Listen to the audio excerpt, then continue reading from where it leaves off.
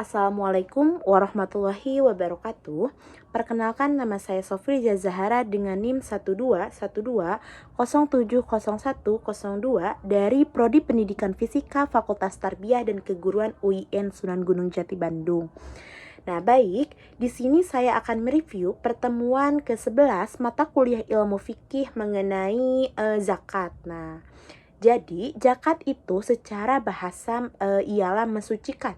Sedangkan menurut istilah ialah mengeluarkan sejumlah harta yang kita miliki untuk diberikan kepada orang lain yang berhak menerimanya, atau yang sering kita sebut dengan istilah mustahik, sesuai dengan syarat-syarat yang telah ditentukan oleh syariat Islam.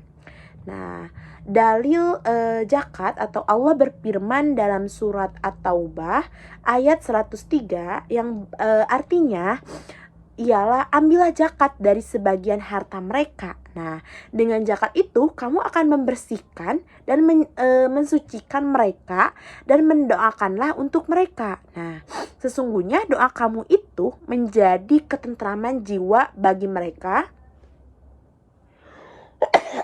Maaf. Dan Allah Maha mendengar lagi Maha mengetahui.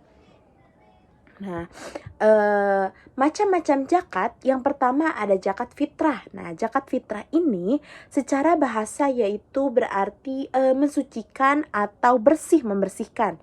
Nah, sedangkan menurut istilah yaitu sejumlah harta berupa makanan pokok yang wajib kita keluarkan oleh setiap muslim menjelang hari raya Idul Fitri dengan tujuan membersihkan jiwa dengan syarat dan rukun berdasarkan syariat Islam. Nah, untuk ukurannya yaitu setara dengan ukurannya setara dengan 2,5 kg beras, ataupun kalau mayoritasnya gandum, nah itu bisa diubah ya, kepanjangnya setara dengan 2,5 kg beras.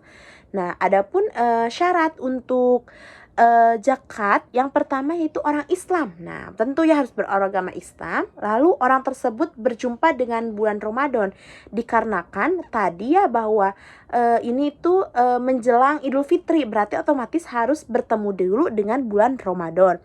Lalu mempunyai kelebihan harta atau makanan baik untuk dirinya maupun untuk keluarganya. Nah, udah itu berupa makanan pokok penduduk setempat. Nah, contohnya Indonesia itu beras. Nah, tetapi kalau kita berada di Eropa, itu makanan pokoknya bukan beras, melainkan gandum. Nah, itu boleh zakat gandum.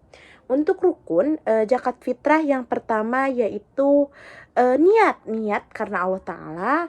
Lalu ada pemberi zakat. Sesudah ada pemberi pasti ada penerima. Nah, sudah itu penerima zakat, ada barang atau makanan pokok yang dizakatkan.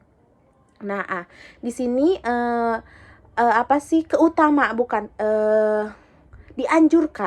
dianjurkan untuk zakat sebelum terbit matahari atau sebelum subuh, ataupun sebelum menjelang sholat Idul Fitri gitu ya. Nah, selanjutnya ada zakat mal. Nah, zakat mal ini secara bahasa mal itu kan berarti harta. Nah, sedangkan menurut istilah zakat mal ialah zakat yang dikenakan atas harta yang dimiliki oleh seseorang ataupun lembaga dengan berupa beberapa syarat dan ketentuan yang berlaku dalam hukum Islam. Nah, adapun syarat. Nah, syaratnya itu yang pertama Islam, lalu balik, lalu berakal sehat, merdeka, harta yang dimiliki yaitu berupa emas, perak, uang, dan hasil perdagangan, hasil peternakan, pertanian, dan buah-buahan. Sudah itu sudah mencapai nisab. Nah, atau sudah mencapai target gitu ya. Sudah itu mencapai haul atau sudah setahun. Nah, macam-macam yang wajib dizakati. Yang pertama ada emas dan perak. Untuk zakat emas itu nisabnya 94 kg. Nah, sesudah 94 kg itu wajib kita zakati. Udah itu kadarnya 2,5%. Nah, tapi di sana itu kelebihan. Jadi intinya apa? Udah dipotong sama lain-lain gitu ya. udah termasuk biaya produksi dan lain-lain, intinya mah bersihnya gitu ta ya. Lalu jenis harta perak yaitu nisabnya 624 kilogram atau maaf ya benar 624 kilogram. Nah, kadar zakatnya itu 25% dari 624 kilogram. Nah, untuk zakat perdagangan itu seperti ya perdagangan gitu ya. Nisabnya itu setara dengan 94 gram emas.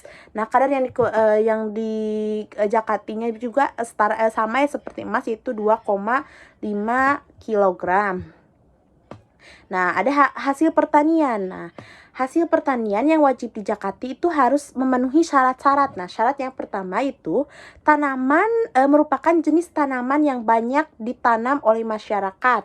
Lalu tanaman merupakan jenis makanan pokok. Nah, tanaman itu mencapai nisab yaitu 5 wasyak atau sekitar 750 kilogram tanpa kulit. Nah, adapun kadar yang dikeluarkan 10% apabila pengairannya atau sumber yang didapatkan dengan tidak mengeluarkan biaya. 10% jika tidak mengeluarkan biaya. Namun jika mengeluarkan biaya itu hanya 5% dari perkebunan atau pertanian. Nah, ini tuh sistemnya pengeluarannya tidak alami tetapi dengan mengeluarkan biaya. Jadi tadi kalau 10% tidak mengeluarkan biaya, kalau alami itu 5%. Nah, untuk binatang ternak itu sama ada ketentuannya. Nah, hewan yang dijakati adalah 100% milik sendiri, bukan hasil hutang atau ada orang lain yang di dalamnya, itu tidak ada, yaitu benar-benar hasil milik kita sendiri. Nah, mencapai haul, nah hewan ternak baru boleh dijakati jika masa kepemilikan sudah mencapai 1 tahun. Dirawat dan dikembala kita ya. Terus hewan itu tidak dipakai untuk membajak sawah. Nah adapun hewan ternak yang dijakati, unta itu nisabnya adalah 5 ekor. Nah, jika sudah 5 ekor wajib kita zakati. Sapi atau kerbau ataupun sejenis sapi gitu ya, itu nisabnya itu 30 ekor. Nah, udah itu kalau kambing nisabnya yaitu 40 ekor. Nah, kambing juga sudah termasuk dengan domba ya, atau sejenis gitu ya. Selanjutnya yang wajib menerima zakat yang pertama yaitu fakir, miskin, amalin, serta mu'alaf. Nah, cukup sekian review pertemuan dari saya. Mohon maaf bila ada kesalahan. Wassalamualaikum warahmatullahi wabarakatuh.